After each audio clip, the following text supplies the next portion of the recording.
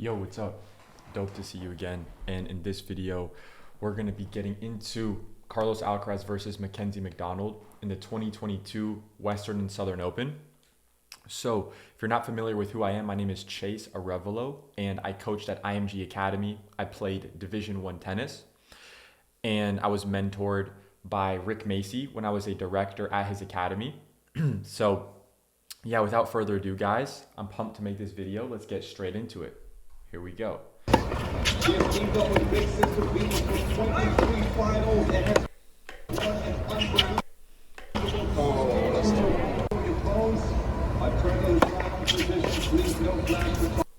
Finding his forehand here. Goes open stance. Inside in. So McDonald here goes inside in. You can see Alcaraz has a great opportunity now to burn him with the cross-court forehand, putting McDonald on the run. Let's see if he can make him pay for going line there. Didn't make him pay. Got it back deep though. So interesting decision there. McDonald goes down the line. Alcaraz goes cross. He runs around it to find inside-out forehand. So notice, Alcaraz hit a deep ball. McDonald ran around, found the forehand. But when he hit that, he didn't recover. Look at his recovery. Look, at contact, this is not enough recovery here. He's going to be susceptible to the backhand down the line. So most coaches, what they'll teach is after you rip the ball cross court here, right, you need to recover back off center about to this location. So if you're Carlos Alcaraz and you see your opponent just camping out in the corner here, like he's in Nuketown in MW3 or Black Ops or whatever, if he's just camping out there, just right in the house, no, you got to utilize the backhand line to keep them honest. And then once you show them that backhand down the line here, that's when your opponents are going to be forced to recovering more. So if you're not using the backhand down the line, highly recommend using it when your opponent is staying over on their inside out forehand and kind of cheating over too much.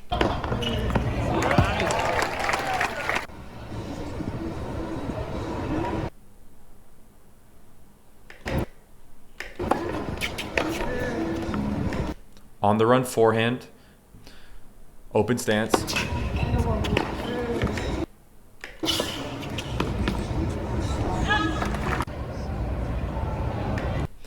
Notice on his serve, his chest, we can clearly see his chest facing us. Look at on your own serve. Do you rotate your body enough or are you too forward facing? This is one factor that you can manipulate on your serves and adjust and experiment with how much you're coiling and turning your body. Just pay attention how McDonald, his full chest is facing us.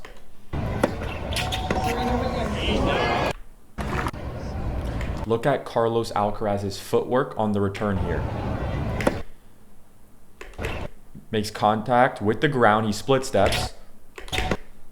Gets his body weight going forward in. Keeps his shoulders level. And gets his body weight going through forward. Notice how he's actually taking a few steps after he hits it. And is actively moving forward. So you can replicate that for your own returns. Get your body weight going through the ball even after you hit. Have your body weight go forward. Take a few, 2 or 3 extra steps going forward.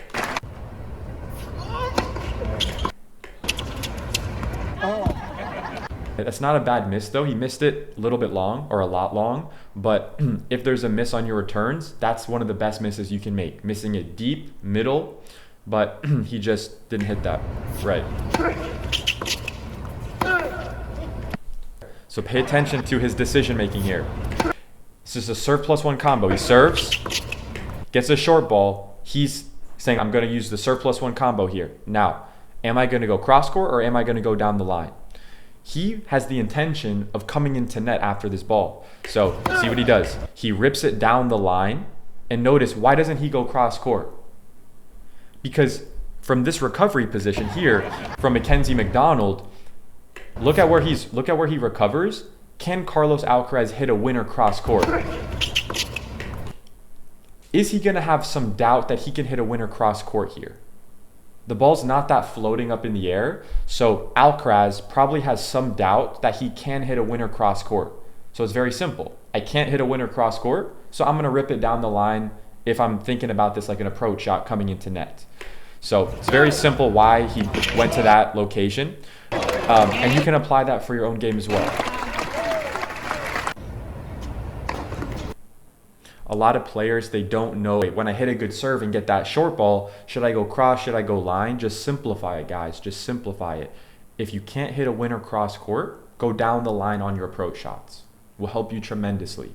Now you can just focus on executing that strategy.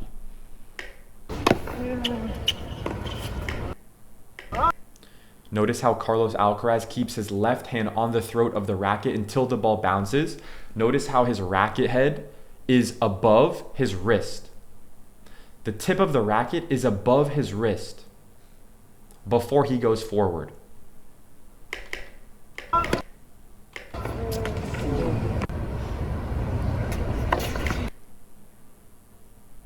Notice how when he's preparing on his return, he's just setting the racket to the outside of his body.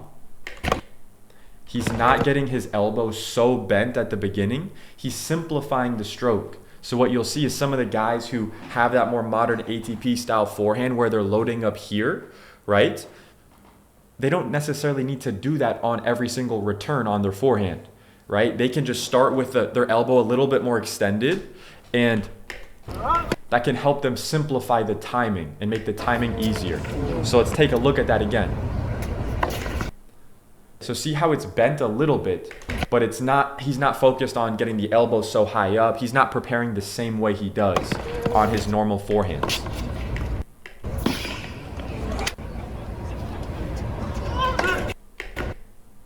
Big serve out wide. Wow, take a look at that return footwork though from McDonald. Look at his split step. Split. Notice right as he split steps, he transfers his weight onto his right leg. He pushes off the right leg to reach for the ball. He makes contact. Notice, he just made contact there. His left foot is not on the ground. His left foot is not on the ground.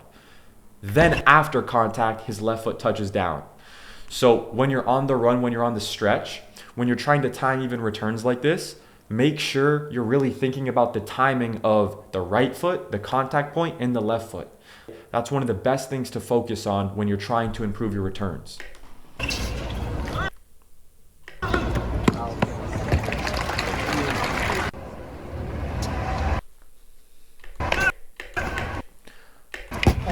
Notice, on Carlos Alcaraz's flat down the tee serve, the ball traveled over this side of the net and then went to this location.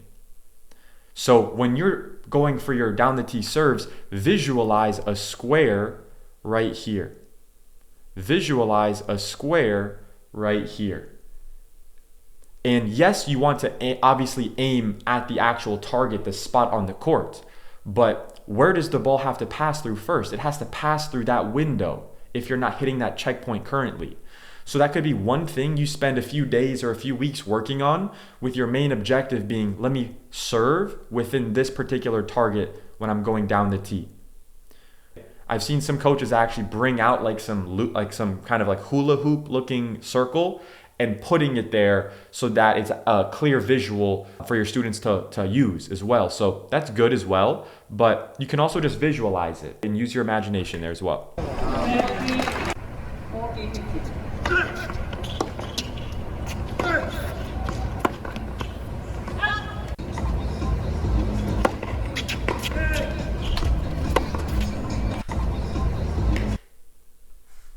Look at his tilt in his shoulders. Shoulder, shoulder, elbow angle, facing up.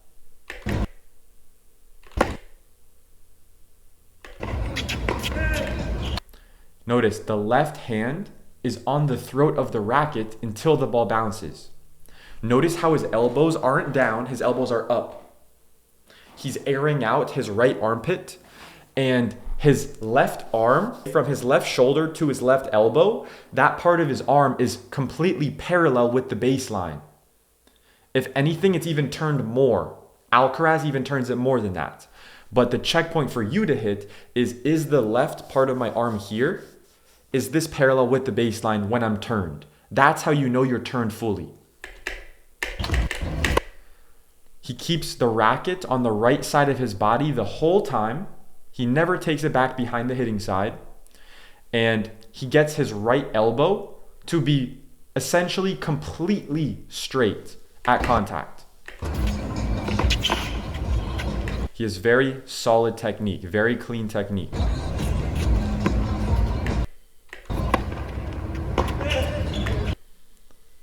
Notice he gets the short ball, so he has all the options on the menu. So now that's why, and only because of that reason, he can think about using the drop shot here. Also, Alcaraz is so far behind the baseline. Now, if you're Mackenzie McDonald, you want to be cognizant of one thing. You hit the drop shot, and bro, you're just standing there. You're just standing there flat-footed. You're expecting to hit a winner off this ball. You don't have to come into net on every drop shot, but what I recommend is drop shot and then come into net. Drop shot and come into net. That was a good drop shot though. So it didn't come back, but what if it did come back? You want to be at the net to take advantage of that ball that your opponent's going to catch with the open strings like this, right? This is assuming you execute a good drop shot, right? Where your opponent is in a disadvantageous position. And those scenarios are the ones where it's probably going to work when you hit a good drop and then follow it into net as well. Because if your opponent notices that you're flat-footed back kind of at the baseline, they might counter drop shot you if they're smart.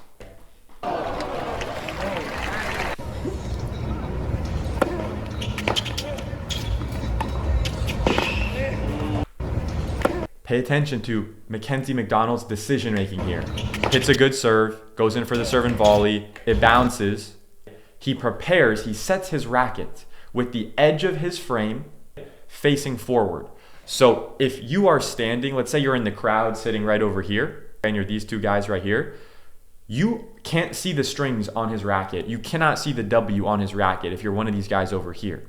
So like let's say you're a coach feeding balls to your player, you can take a look at their technique and say, when they're preparing, when they're taking the racket back fully and preparing with the turn, can I see the frame of the racket or am I seeing the strings more and seeing the W on the Wilson racket, right? And that's one checkpoint that you can see. But the main lesson is he's fully set and prepared even on this ball here. So he's doing the same thing that he would do if his coach was just feeding him a backhand cross court.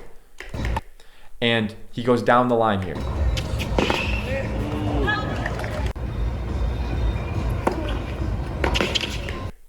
Now here, if I'm Mackenzie McDonald, I'm probably gonna try to get my shoulders extra turned and then go down the line. You wanna do a lot of footwork in these type of situations and really push off the outside leg. He did go to that target. So guys, just pay attention. There's a reason why he went line there. There's a reason why he went line there. Look, you might think I could go cross court here. But the reason why I believe he's probably not doing that is because that's a very difficult shot to execute from this position. The backhand cross court, because look, when your shoulders are sideways like this, your arm moves forward like this, right? So from this position with his shoulders turned that far, he has to go so far across, and that's a lot of power and a lot of, basically he has to do a lot more with his arms and his upper body, and it's a lot more complicated going cross court for an angle winner on that shot. So it's just a very difficult shot to execute, not to mention that ball will probably land, bounce up more, and give Alcaraz a lot of time to get to that ball, where he's already recovered on that side as well. So there's just a lot of reasons why you want to go down the line here. And it basically still kind of sums up to lower likelihood he could hit a winner cross court. So keep it simple. Go line on that.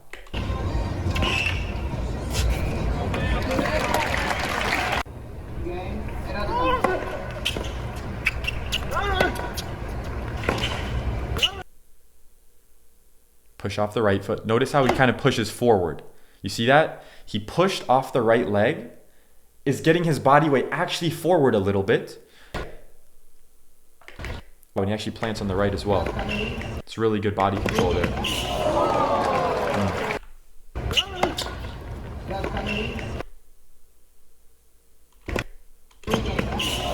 It's a tough shot.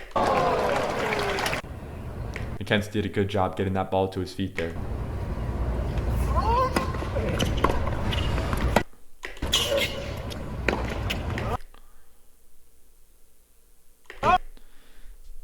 Notice Carlos Alcaraz's left elbow is bent when he's preparing on his backhand. Then as he goes to the ball, it straightens.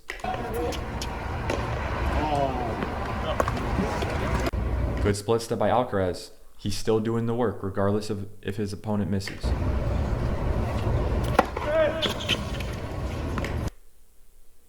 Left hand is still on the racket. But do you see that? Look how long he kept the left hand on the racket.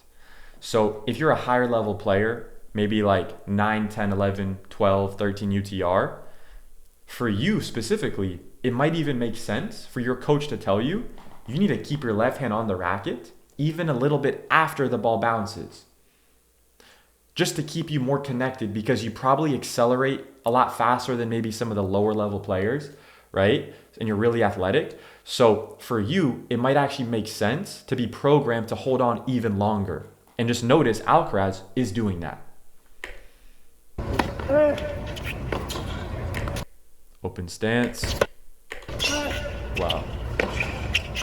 Good decision for Mackenzie to go cross there.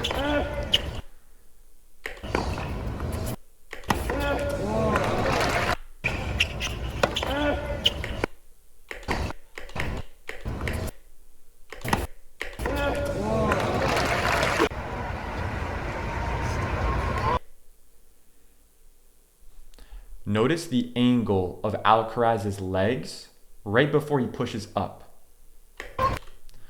So a lot of players, when they talk about bending their knees, they overdo it. A lot of players bend their knees actually too much on their serves. Look. Look at his angle of bend here. Look at where his shins are. Look at where his quads are angled, like this part of his leg. Just look at that angle, and then look at the angle you're doing. Is it similar to this? Some players, when I see, it actually is too much bent. And my only issue with that is like, is it giving you like extra power? Is it helping you, or is it hurting you? If the leg drive is still a bottleneck, experiment with the angle that your legs are positioned before launching up. That's just one other factor that you can manipulate with you and your coaching team. That's one thing when I'm analyzing footage for players in my online program. That's something that I look at. I look at the angles of their body and manipulate those based on what I see specifically in their footage. So it's good to look at the pros and see what they're doing, but then it also helps to have an expert apply all of the right biomechanics for your own specific body. So make sure your coaches back home or whoever you're working with around the world, make sure that they are taking a look at the angles of your body and optimizing those as you kind of go throughout time and see where you can adjust. What can you optimize? What can you get better with?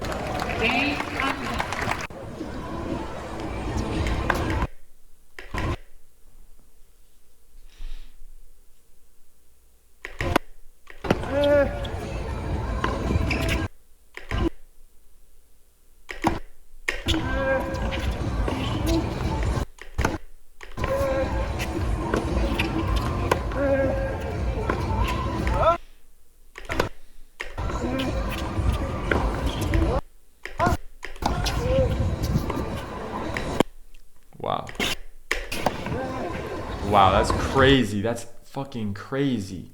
Hold on, I need to see that again.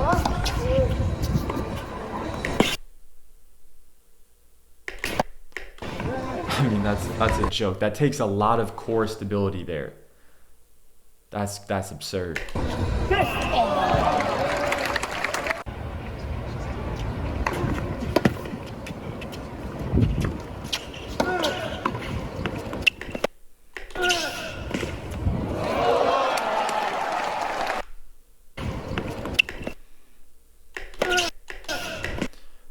That That's just too good. Not necessarily a bad choice from Alcaraz there. That's just too good.